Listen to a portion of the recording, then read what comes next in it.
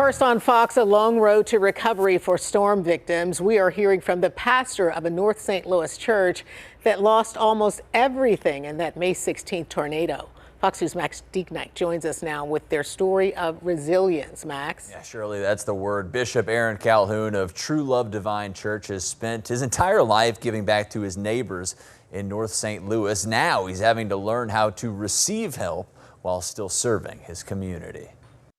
Just look at the damage to this old church. Bishop Aaron Calhoun of True Love Divine Church of God, located here on St. Louis Avenue in the Ville neighborhood of North St. Louis, never thought he'd see his sanctuary in this kind of condition. I got a call from the people that was here.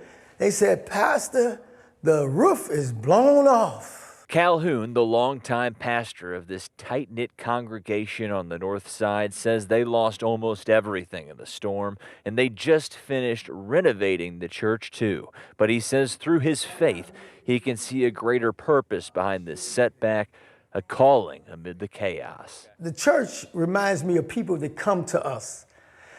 They be broken, they need help, but sitting under the Word of God, mentoring them, their lives are changed. Things are already headed in the right direction. The church has found a temporary home and even took their worship service on the road at a local park following the storm. Bishop Calhoun says one theme in the Bible is that hard times like these come to pass, something he hopes all of us will remember. Through the storms, through the rains, it's always a rainbow. It's always a blessing coming. Should.